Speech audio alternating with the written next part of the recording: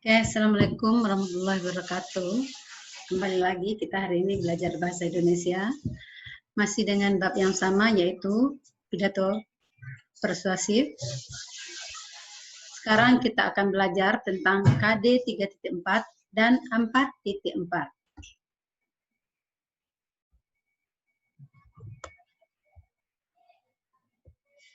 Nah, sekarang kita lihat KD 3.4.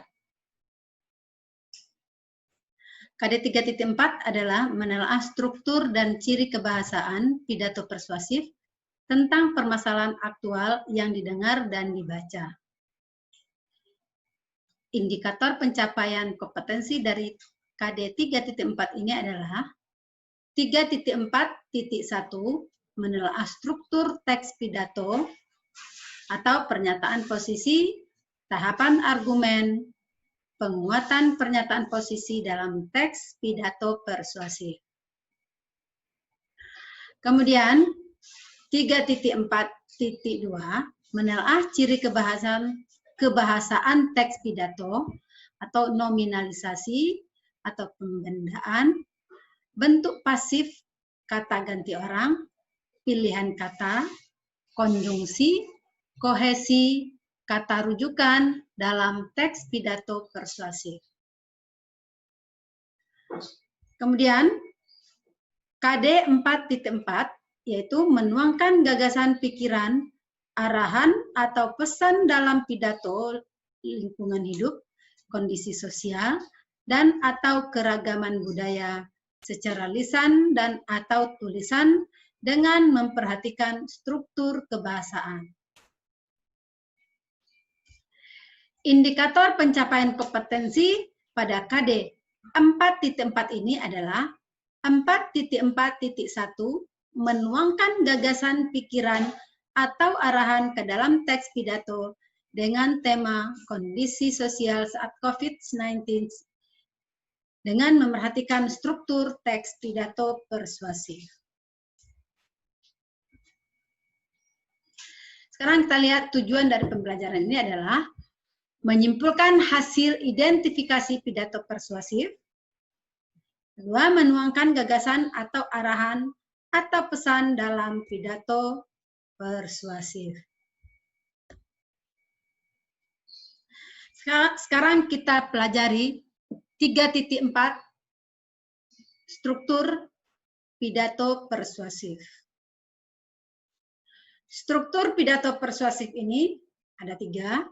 Yang pertama, pernyataan posisi yang terdiri dari salam pembuka pidato, kemudian kalimat sapaan pembuka pidato. Yang kedua adalah tahapan argumen atau isi pidato. Yang ketiga adalah penguatan pernyataan posisi atau bagian penutup pidato atau bagian salam penutup. Sekarang kita lihat pada bagian pembuka pidato atau yang disebut dengan persepsi.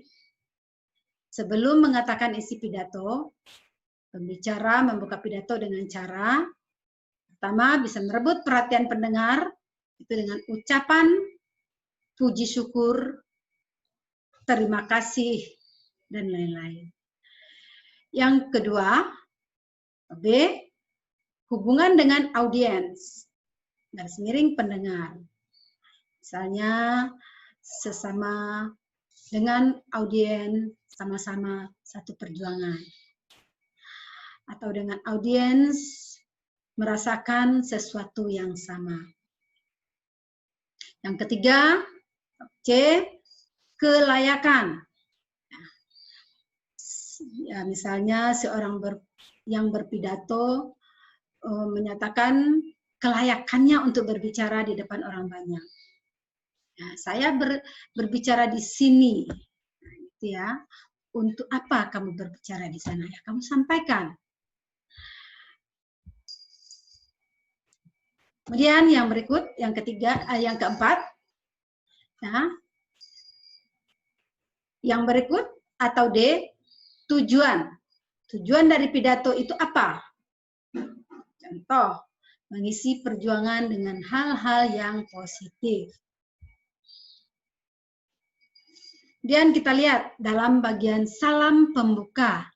Salam pembuka tergantung dari konteks pidato, yaitu siapa yang berbicara, siapa yang mendengarkan, dan pada acara apa pidato itu disampaikan tergantung konteksnya. Misalnya olahraga, tentu salam yang diberikan adalah salam olahraga. Kalau keagamaan ataupun yang bersifat umum lainnya, boleh Assalamualaikum atau disesuaikan dengan agama yang dianut oleh pendengar atau yang berpidato. Contoh, saya sebagai perwakilan siswa kelas 9 mengucapkan terima kasih kepada Bapak dan Ibu guru yang sudah mengajar kami dengan hati yang ikhlas dan tulus. Kami semua mendapat nilai yang baik. Kami juga minta maaf sebesar-besarnya kepada Bapak dan Ibu atas perbuatan kami yang tidak mengenakan. Ini adalah bagian isi pidato. Kemudian bagian kalimat ajakan yang tepat untuk menutup pidato di atas adalah, demikian pidato yang saya sampaikan. Atas perhatiannya, terima kasih. Kemudian bagian penutup. Penutup yang terdiri dari kesimpulan ringkasan dari materi yang telah disampaikan, kemudian permintaan maaf atas kesalahan yang terjadi selama berpidato, dan salam penutup. Demikian pidato ini saya sampaikan, semoga dapat bermanfaat bagi kita semua. Mohon maaf bila ada salah. Billahi taufik wal hidayah. Assalamualaikum warahmatullahi wabarakatuh. Bagian penutupnya. Nah, sekarang kita lihat ya. Pada model pidato persuasif Seven Suzuki yang bisa kamu pedoman pada buku paket halaman 40. Di sana terdiri dari struktur teks pidato. Yang pertama, pendahuluan.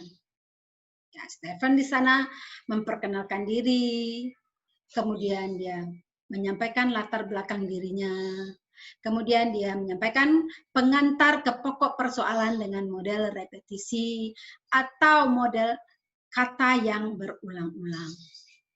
Kemudian yang berikutnya ada yang dikatakan di sana inti repetisi. Kemudian ada pernyataan empati atau mengetahui apa yang dirasakan oleh orang lain dengan mengajukan pertanyaan. Kemudian penyajian fakta yang tak terbantahkan, patos dan logos. Yang kedua, strukturnya adalah inti pidato, di mana Stephen di sana menyampaikan adalah argumen-argumen yang bersifat etos, patos, dan logos. Ya.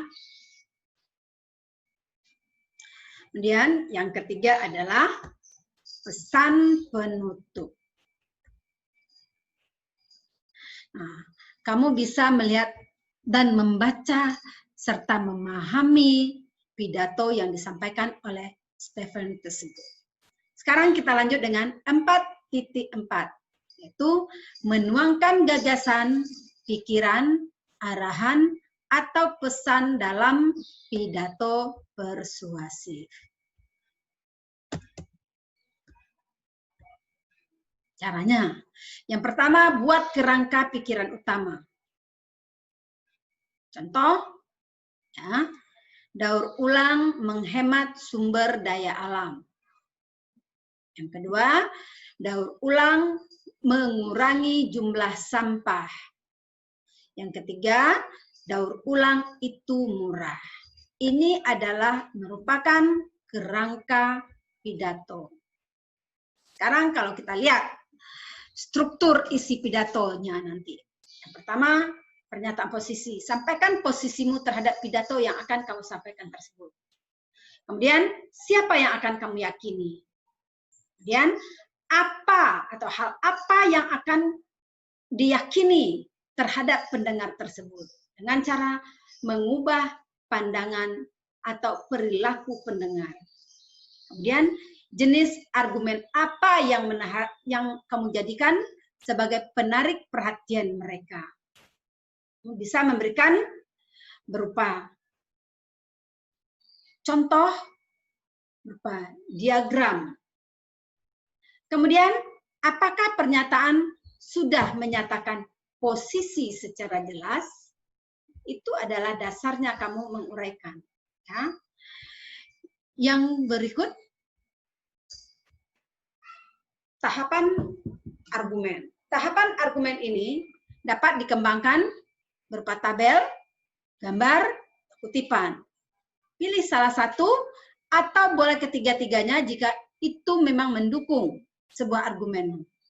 Kemudian urutan tergantung kepada penulis dan setiap paragraf disusun dengan kalimat atau topik yang saling berkaitan. Seperti contoh di atas tadi. Kemudian yang berikut, yang ketiga, penguatan argumen. Ya.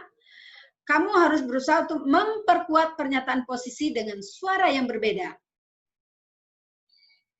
Dengan nada yang berbeda, mimik yang berbeda, gestur yang berbeda. Apa itu nada? Tinggi rendahnya suaramu. Apa itu mimik? Ekspresi dari wajahmu. Apa itu gestur? Gerakan-gerakan tubuh yang mengundang perhatian pendengar terhadap apa yang kamu sampaikan. Kemudian yang B, argumen dikembangkan secara logis. Logis artinya apa? Bisa diterima oleh pendengarmu.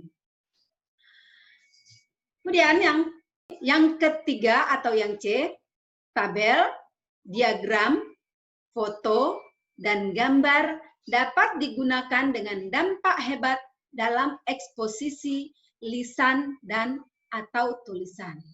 Bisa dipakai ketiga-tiganya atau salah satu, tergantung penggunaan saat kamu menyampaikan pidato tersebut. Sekarang kita lanjut, yang berikut adalah ciri-ciri kebahasaan teks pidato persuasif. Ya, antara lain, yang pertama, nominalisasi atau pembendaan. Ya, fungsinya menghubungkan makna antar kalimat. Bisa menggunakan membangun, mendaur ulang. Membangun berubah menjadi pembangunan. Mendaur ulang bisa menjadi pendaur ulangan. Kemudian yang kedua, bentuk pasif. Bentuk pasif, predikat ditandai dengan berawalan di atau ter. Kemudian, dan kata ganti orang. Contoh, dia, Anda, kami, dan lain-lain. Kemudian, kosakata. Kosakata, kata-kata teknis, atau kata-kata yang digunakan sebagai kata-kata istilah. Kemudian, rantai kata bisa berupa sinonim, ataupun antonim. Atau kata umum, atau kata khusus. Kemudian kata benda abstrak. Ya, kata benda abstrak adalah kata benda yang tidak nyata. Kegembiraan. Ya, kegembiraan itu bisa dirasakan. Takut. Ya benda tapi dia bisa kita rasakan. Kemudian kata-kata emotif. Ya, kata-kata emotif itu adalah kata-kata yang membuat emosi. Ya. Kemudian yang berikut adalah kata tugas atau konjungsi. Berupa kata penghubung. Kalau kata tugas di sini adalah contoh di, ke, dari. Kemudian yang tak lupa di dalam sebuah pidato itu perlu ada kata sapaan. Apa itu kata sapaan?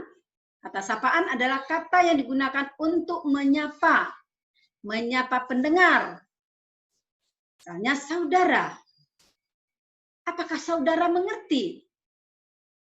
Kemudian saudara-saudara berarti secara keseluruhan. Saudara-saudara sekalian. Nah, ya.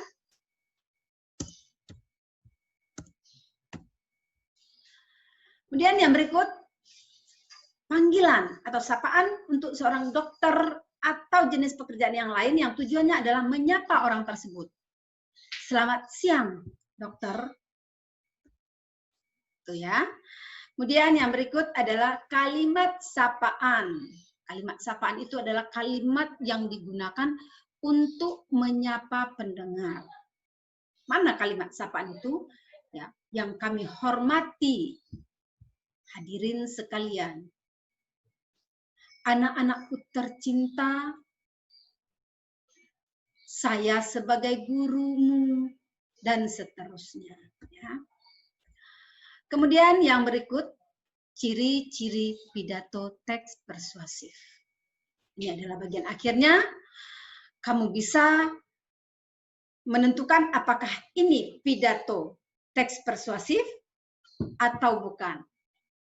Apa ciri-cirinya? Yang pertama adalah mengajak atau mendorong seseorang melakukan sesuatu. Yang kedua, membangkitkan emosi agar pendengar yakin dan menyetujui pesan. Oke, demikianlah materi kita kali ini untuk KD 3.4 dan 4.4. Sekarang tugas. Kamu perhatikan tugas berikut dan kerjakan. Yang pertama, salin materi KD 3.4 dan 4.4 ini di buku catatan. Yang kedua, kerjakan kegiatan 3, halaman 49, menulis pidato persuasif sesuai dengan struktur pidato, yaitu pernyataan posisi, yang kedua tahapan argumen, yang ketiga penguatan pernyataan posisi. Kirimkan semua tugas melalui Google Classroom. Atau pidato boleh kamu ganti dan sesuaikan dengan situasi COVID-19 saat ini. Wabillahi taufik wal hidayah. Assalamualaikum warahmatullahi wabarakatuh. Sampai jumpa pada pertemuan materi kita yang berikut. Terima kasih.